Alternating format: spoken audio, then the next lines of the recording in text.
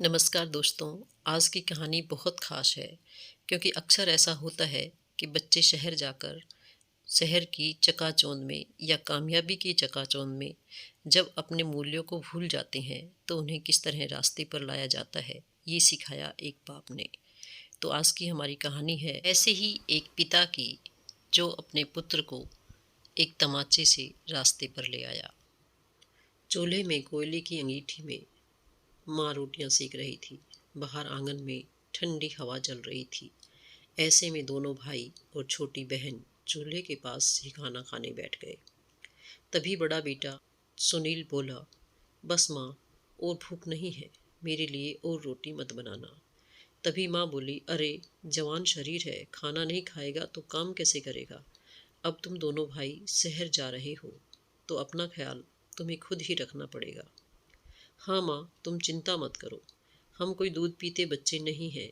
इतने कहते हुए सुनील उठकर लोटा लेकर हाथ धोने लगा और कमरे में जाकर शहर जाने की तैयारी करने लगा।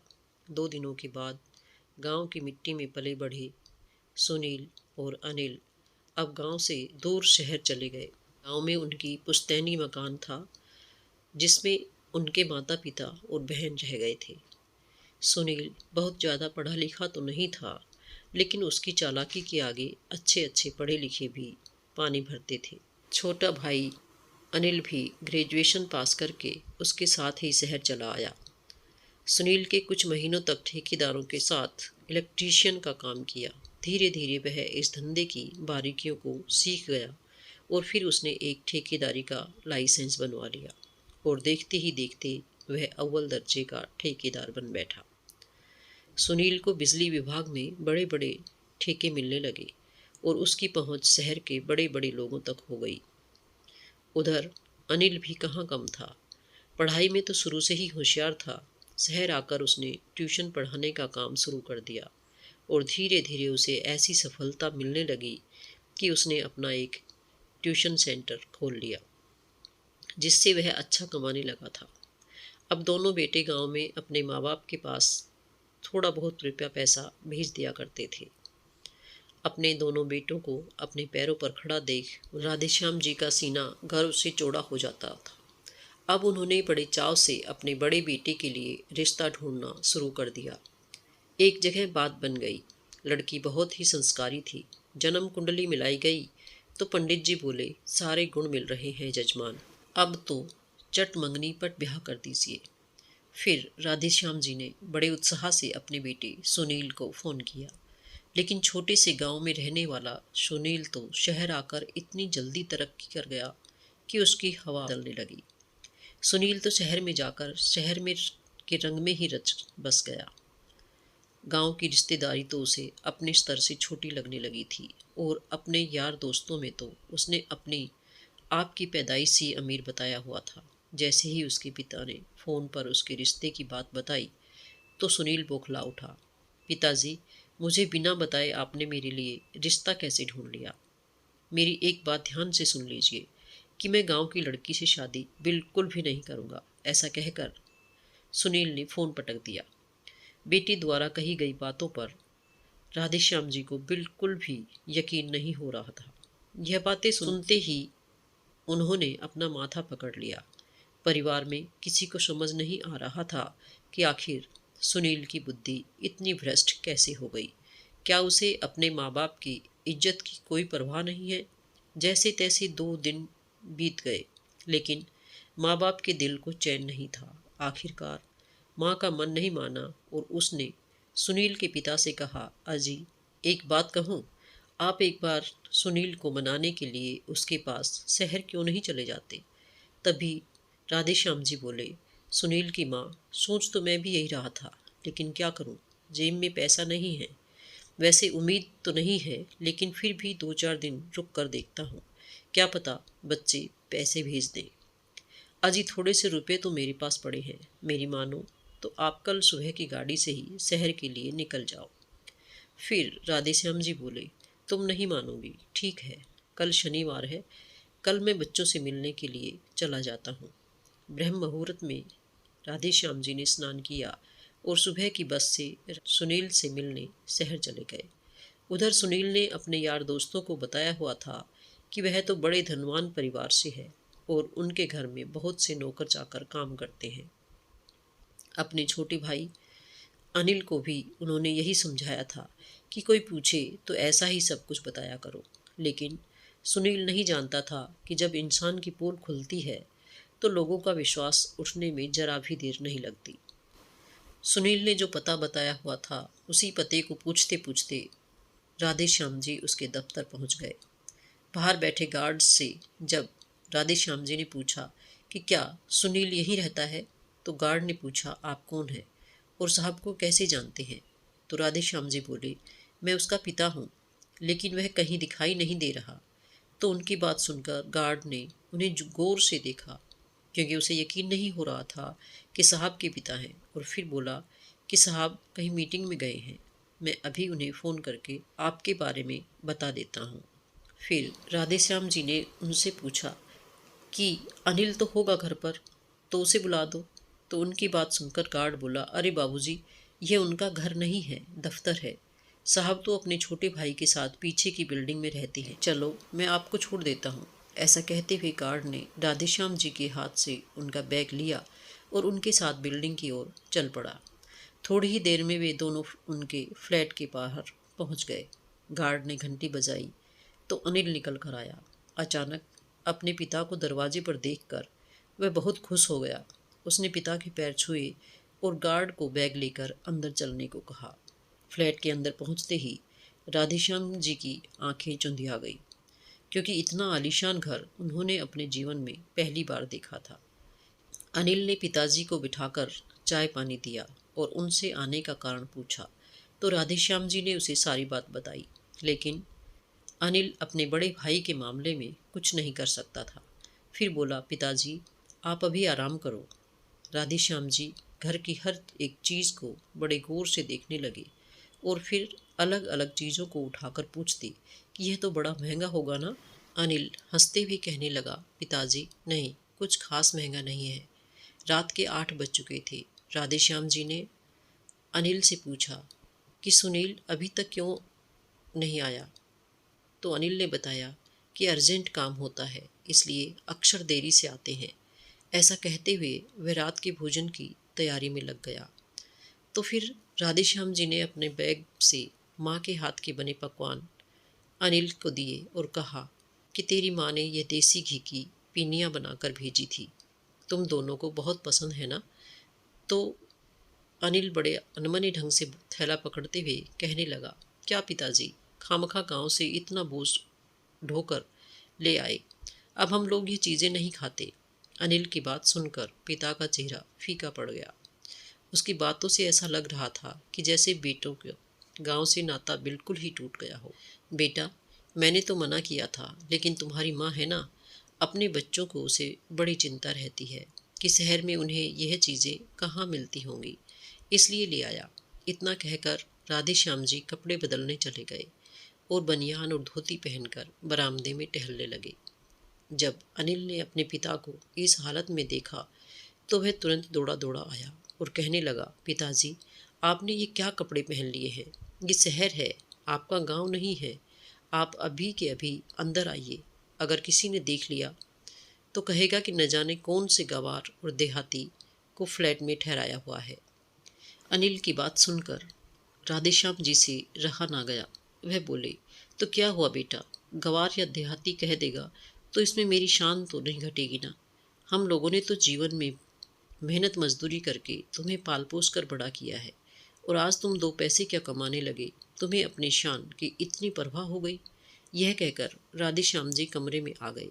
कमरे में पहुंचते ही अनिल ने उनके बैग में से उनका कुर्ता पजामा निकाल कर दिया और बोला पिताजी, आप तो ऐसे ही नाराज़ हो रहे हैं, आप ये कपड़े पहनो और इत्मीनान से टहलो।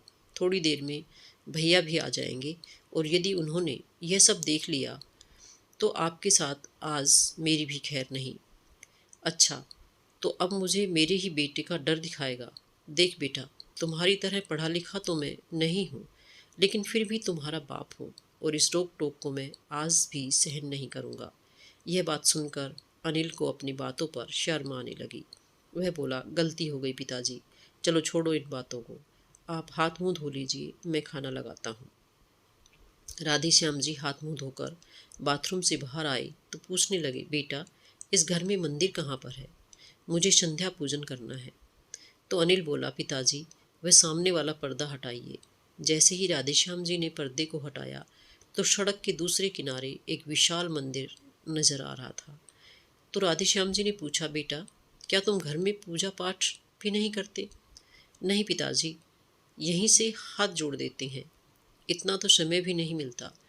फिर राधेश्याम जी ने कहा, बचपन से तुम्हें मैंने यही सिखाया था कि सुबह नहा धोकर सबसे पहले भगवान की पूजा करनी चाहिए, लेकिन शहर में आकर तुम्हारी बुद्धि तो एकदम भ्रष्ट हो गई। उसी समय अनिल ने फ्रिज का दरवाज़ा खोला तो फ्रिज में दूर से ही राधेश्याम जी को अंडे रखे नजर आए। उसी समय उनके मुंहों से निकला, हे भगवान, मेरा तो धर्म ही भ्रष्ट हो गया, अब तुम लोग अंडे भी खाते हो? मैं तो इस घर में भोजन का एक निवाला भी नहीं खाऊंगा। उसने फटाफट से अंडे उठाकर बाहर फेंक दिए और फिर अच्छी तरह से हाथ मुंह धोकर आ गया और बोला, पिताजी मैंने सब फेंक दिया है, अब तो खाना खाएंगे ना? तभी राधेश्याम जी बोले, तुम लोग शहर में आकर अपनी मर्यादा ही भूल गए हो। अपने धर्म के संस्कारों में रहना एक अच्छे इंसान की पहचान है। रात के 10 बज चुके थे, लेकिन सुनील अभी तक घर नहीं पहुंचा था।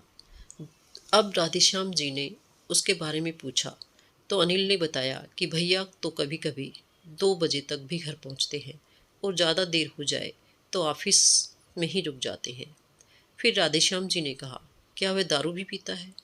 इस बात पर अनिल की नज़रें नीचे झुक गई और फिर बात पलटते हुए बोला, आप खाना खा लीजिए, ठंडा हो जाएगा।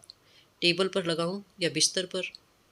बेटा मैंने सोचा था कि बहुत दिनों बाद बेटों से मुलाकात हो रही है तो एक साथ बैठकर भोजन करेंगे, लेकिन तेरे भाई को तो अपने पिता से मिलने की फुर्सत भी नहीं है। मेरे लिए रसोई घर में ही चटाई बिछा दो, मैं यहीं बैठकर 2 फुलके खा लूँगा। अनिल ने तुरंत वहाँ चटाई बिछाकर अपने पिताजी के लिए गरम गरम भोजन परोस दिया। फिर राधेश्याम जी बोले, बेटा खाना तो तूने बहुत अच्छा बनाया है, चलो इतना तो सीख लिया तुमने। तो अनिल बोला, जी पिताजी, खाने लायक तो बना ही लेता हूँ। फिर राधेश्याम जी ने कहा, अनिल बेटा मेरी सुनील से बात करा दो। अपने बड़े भाई से बात करवाने के लिए अनिल ने फ़ोन लगाया तो जैसे ही राधेश्याम जी ने फ़ोन पर उससे बात करनी चाही तो उसने फ़ोन काट दिया। फिर राधेश्याम जी बोले, ठीक है बेटा, आज तक सुना ही था, बाप बड़ा न भैया, सबसे बड़ा रुपैया, आज देख भी लिया। उन लोगों ने रात के 12 बजे तक सुनील का इंतजार किया। फिर अचानक राधेश्याम जी खड़े हुए और अपने छोटे बेटे अनिल से बोले, बेटा ऐसा भी क्या काम है तेरे बड़े भाई को जो वह आधे घंटे के लिए भी अपने बाप से मिलने नहीं आ सकता, तो मुझे उसके पास ले चल। ऐसा कहते हुए राधेश्याम जी अपनी धोती पहनने लगे और बोले, वह बड़ा आदमी हो गया है तो मैं ही उससे लाट साहब से मिलाता हूँ।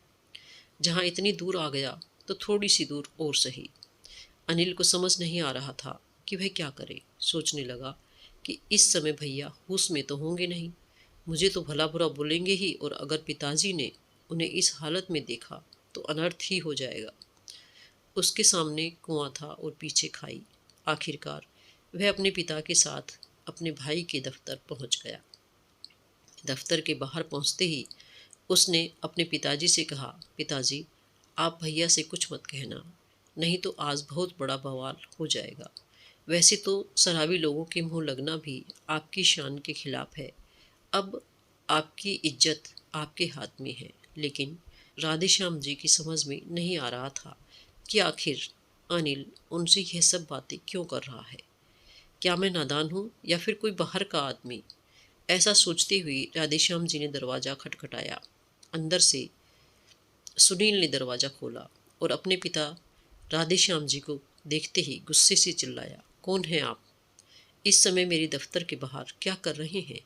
तभी अनिल बोला, अरे भैया आप ये क्या कह रहे हैं? पिताजी गांव से आपको मिलने आए हैं। पिताजी? अरे किसके पिताजी हैं ये? हमारे पिताजी तो गांव के सबसे रईस व्यक्ति हैं। यह गवार मेरा पिता नहीं है। मुझे तो लगता है शराब मैंने पी है और नशा तुझे हो गया है। सुनील की ऐसी स्थिति में देखकर राधेश्याम जी का गुस्सा सातवें आसमान पर चढ़ गया। उन्होंने कड़कती आवाज में बोला, अरे बेशर्म, शराब का नशा इतना हो गया कि अपने बाप को भी नहीं पहचानता। उनकी जोरदार आवाज सुनकर अंदर से दो और नौजवान बाहर आ दरवाजे पर पहुंच गए और अनिल से पूछने लगे, कौन है ये बूढ़ा गवार और रात में ठेकेदार साहब को परेशान क्यों कर रहा है। उनकी ये बात सुनकर राधेश्याम जी को और गुस्सा आ गया। वह बोले, तुम्हारे माँ बाप ने अपने से बड़ों से बात करने की तमीज़ नहीं सिखाई। अपने पिता तुल्य इंसान से भी ऐसी अभद्र भाषा में बात करते हो। पर तुमसे क्या शिकायत, जब अपना ही सिक्का खोटा हो तो दूसरों से क्या कहना। दरअसल सुनील के यार दोस्तों को तो यही मालूम था कि उसके घर वाले बहुत रईस हैं, इसलिए उन्होंने सोचा कि यह शायद सुनील के नीचे काम करने वाला कोई मजदूर होगा। उन्होंने सुनील से कहा, सर, इस मजदूर का जो भी हिसाब किताब है करके इसे चलता करो, हमारा मज़ा किरकिरा हो रहा है। फिर सुनील ने कहा, अरे तुम्हें तो पता है इन लोगों का, काम धाम करते नहीं हैं और पैसे मांगने आ जाते हैं, निकल जाओ यहाँ से। यह सुनकर राधेश्याम जी गुस्से से आग बबूला हो गए और बोले, नालायक, बेशर्मी की भी हद होती है। चार पैसे क्या आ गए तेरे पास, अपने औकात ही भूल गया।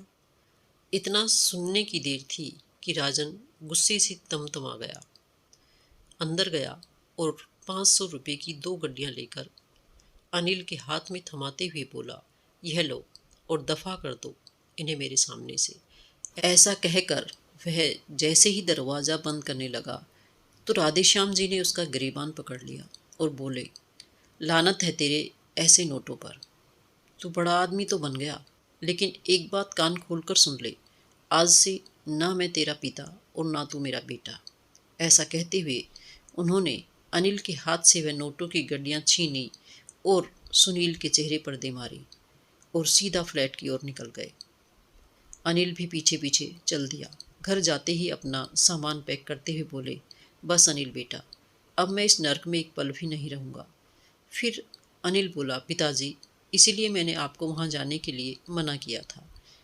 उनके ऊंची सोसाइटी के लोगों में उठना बैठना है और पैसा अच्छे अच्छों को बदल कर रख देता है।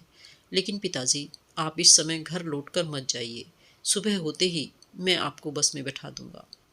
राधेश्याम जी को खुद पर ही बहुत ज़्यादा गुस्सा आ रहा था कि आखिर मैं यहाँ आया ही क्यों, और अब जाकर अपनी पत्नी को क्या जवाब दूंगा। यह सोचकर राधेश्याम जी फूट फूट कर रोने लगे। फिर अपने पिता को सहारा देते हुए अनिल ने कहा, पिताजी, शराब पीकर आदमी विवेक खो देता है। देखना, भैया को अपनी गलती का एहसास जरूर होगा। फिर राधेश्याम जी बोले, आज से मेरा और उसका नाता खत्म। तेरे कहने पर मैं रात में यहाँ रुक गया हूँ, लेकिन सुबह होते ही मुझे 6 बजे की बस में बिठा देना। अनिल ने सोचा, चलो पिताजी अभी तो मान गए, सुबह तक क्या पता उनका गुस्सा कुछ कम हो जाए। इसके थोड़ी देर बाद वे दोनों सो गए। रात भर राधेश्याम जी करवटें ही बदलते रहे। सुबह 5 बजे बेल बजी तो अनिल की नींद खुली। उसने गेट खोला तो सुनील दरवाजे पर खड़ा था। दोनों भाई अंदर आ गए। राधेश्याम जी की नींद तो पहले से ही खुली हुई थी। वह नहा धोकर अपने गांव जाने की तैयारी कर रहे थे। भाई, पिताजी कहाँ हैं? सुनील ने अनिल से पूछा तो उसने कहा, भैया, आपने जैसा रूप कल उन्हें दिखाया है, आपको क्या लगता है वह अब यहाँ रुकने वाले हैं? वह गांव जाने के लिए तैयार हो रहे हैं। तब सुनील ने कहा, अनिल, कल शराब के नशे में पिताजी को न जाने क्या क्या कह दिया। मुझे ऐसा नहीं करना चाहिए था। अब मेरी समझ में नहीं आ रहा पिताजी से किस मुंह से बात करूं। फिर अनिल ने कहा, जब आपको मालूम पड़ गया था कि पिताजी आए हैं तो कल इतनी शराब पीने की क्या ज़रूरत थी? पिताजी पहली बार यहाँ आए थे और आपने उन्हें इतना अपमानित कर दिया। फिर सुनील बोला, मुझे पूरी तरह से याद भी नहीं कि मैंने कहा, क्योंकि मुझे तो होश ही नहीं था। अनिल बोला, भैया, आपके साथ साथ आपके साथियों ने भी पिताजी से बहुत बुरा सलूक किया। मुझे तो आपकी आदतों का पता है, लेकिन पिताजी को यह सब मालूम नहीं था। अभी राधेश्याम जी पूजा पाठ करके बाहर निकले ही थे कि सुनील उनके सामने पहुंचा और पिताजी के पैर छूकर जैसे ही प्रणाम करने लगा तो राधेश्याम जी ने उन्हें घूरते हुए कहा, आप कौन हैं? मैंने आपको पहचाना नहीं। यह सुनकर सुनील का चेहरा शर्म से लाल हो गया। उसने अपने पिता के पैर पकड़ लिए और बोला, पिताजी, कल मुझसे मेरी ज़िंदगी की सबसे बड़ी गलती हो गई। मैंने नशे में न जाने आपको कितना भला बुरा कह दिया। इसके लिए मैं आपसे माफ़ी मांगने आया हूँ। राधेश्याम जी बोले, ठेकेदार राजन, बहुत घमंड है ना तुझे अपने पैसों का। बस इतना समझ ले कि कल रात को तेरा बाप राधेश्याम सदा के लिए मर गया। अब तेरा मेरा कोई संबंध नहीं है। मैं गरीब जरूर हूँ, लेकिन तुझ जैसे शराबी से कहीं ज़्यादा इज्जत है मेरी। दूर हो जा मेरी नज़रों से नालायक। अब मेरा केवल एक ही बेटा है। ऐसे नालायक बेटे का होना ना होना एक समान है। राधेश्याम जी की बातें कठोर जरूर थी, लेकिन उनमें भी सुनील को अपनापन दिखाई दे रहा था। वह पिता के पैरों में गिरते हुए बोला, पिताजी, आपने इस नालायक बेटे को सुधरने का केवल एक आखिरी मौका दे दीजिए। अगर दोबारा मुझे ऐसी गलती हुई तो आपका जूता और मेरा सर होगा। अनिल इस बात का गवाह है। आज सुनील अपने पिता के सामने सिर झुकाए ऐसे खड़ा था कि जैसे उसके जैसा आज्ञाकारी पुत्र आज तक कभी पैदा ही नहीं हुआ था। राधेश्याम जी ने चाय पी और फिर अनिल से पूछा, सच बताना अनिल, यह कमरा किसका है? तो अनिल ने कहा, यह कमरा मैंने किराए पर लिया है। भैया तो अक्सर अपने काम से बाहर रहते हैं। फिर राधेश्याम जी ने कहा, फिर ठीक है, मैं आज घर वापस नहीं जाऊंगा। इस बेशर्म को तो घर के इज्जत का ख्याल नहीं है, लेकिन मैं आज ही घर लौट गया तो आस पड़ोस में क्या जवाब दूंगा। अनिल अपने पिता की यह बात सुनकर बहुत खुश हुआ। उसे मालूम था कि जैसे जैसे समय बीतेगा पिता की नाराजगी दूर होती जाएगी। सुनील चुपचाप दूसरे कमरे में चला गया। उधर अनिल ने नहाने के बाद सबके लिए नाश्ता बनाया, लेकिन सुनील की पिताजी के सामने आने की हिम्मत नहीं हो रही थी। अनिल ने जानबूझकर सुनील को आवाज़ लगाते हुए कहा, भैया, नाश्ता तैयार है, पिताजी आपका इंतज़ार कर रहे हैं। सुनील चुपचाप सिर झुकाए उनके सामने आकर बैठ गया और नाश्ता करने लगा। आज तीनों ने एक साथ बैठकर भोजन किया। अनिल ने आज छुट्टी कर ली थी और सुनील के ऑफिस जाने के बाद वह पिताजी को बाहर घुमाने ले गया। अपनी माँ और छोटी बहन के लिए कपड़े खरीदे। इसके बाद वे दोनों वापस घर पहुंच गए। लेकिन जैसे ही वे घर पहुंचे, राधेश्याम जी की हैरानी का ठिकाना न रहा, क्योंकि आज सुनील ने दोपहर के भोजन की व्यवस्था की थी। वह ऑफिस से जल्दी घर आ गया था। राधेश्याम जी देखकर हैरान थी कि एक शराबी में इतनी जल्दी बदलाव कैसे आ गया। जैसे ही वे बैठक की ओर गए, उन्होंने देखा कि दो युवक वहीं बैठे हुए थे। वह वहीं युवक थे जिन्होंने पिछली रात उनकी तौहीन की थी।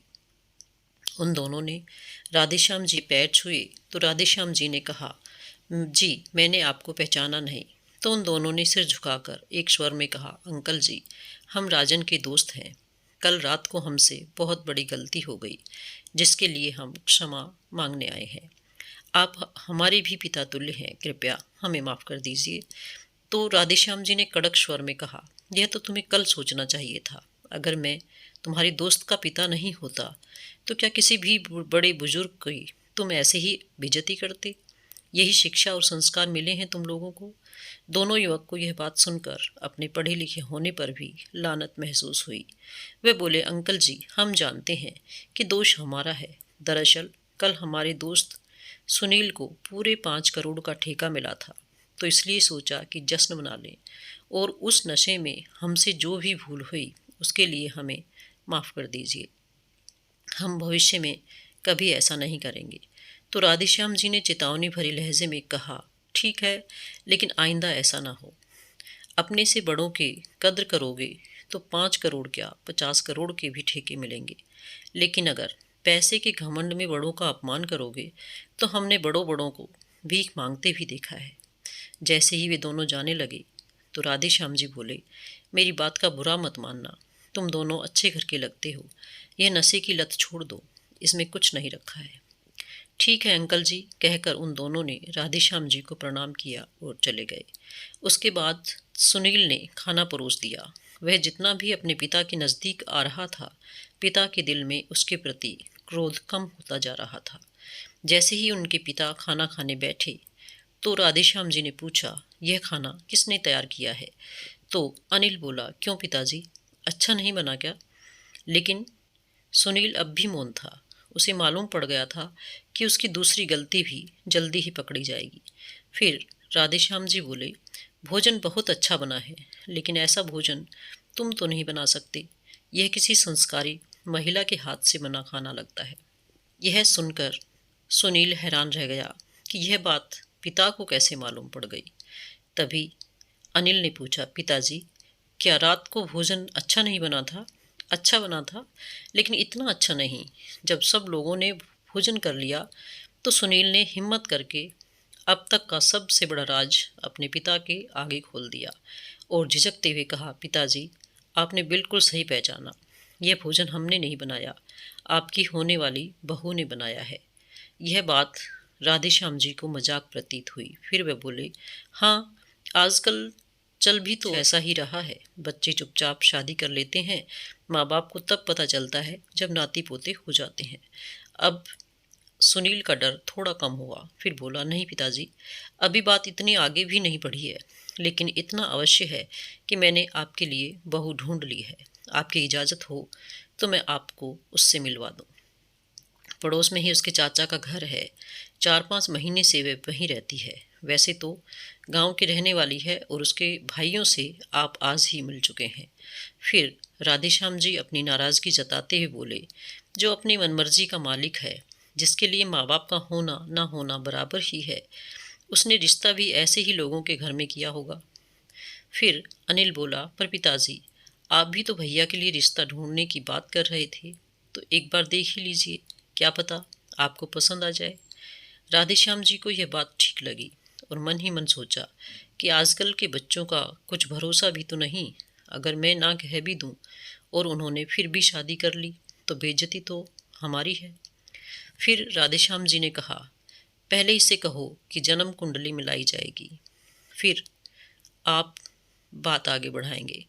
लेकिन मुझे हैरानी है कि उसके भाई ऐसे शराबी को देखकर अपनी बहन की शादी इससे करवाना चाहते हैं। खैर, उनकी मर्जी। इतना सुनकर सुनील की सांस, जो अब तक अटकी हुई थी, दिल तक पहुंच गई। फिर सुनील ने अपने पिता को लड़की की फ़ोटो दिखाई। राधेश्याम जी को लड़की जानी पहचानी सी लगी। जब उन्होंने लड़की के बारे में सारी जानकारी पूछी तो राधेश्याम जी की खुशी का ठिकाना नहीं रहा, क्योंकि संयोग से इसी लड़की के रिश्ते की बात वो राजन के लिए कर रहे थे। राधेश्याम जी भी एक हफ्ते से इसी रिश्ते को लेकर परेशान थे। घर का तनावपूर्ण माहौल अचानक से हंसी खुशी के माहौल में परिवर्तित हो गया। आगे की बात अब मैं खुद ही संभाल लूँगा, ऐसा कहते हुए राधेश्याम जी दिल से ढेर सारी खुशी लिए गांव के लिए निकल गए। तो दोस्तों, ये थी आज की कहानी। यदि कहानी पसंद आती है तो इसे लाइक करें और मेरे चैनल को सब्सक्राइब करें, ताकि इसी तरह की कहानियाँ मैं आपके लिए लाती रहूँ। धन्यवाद।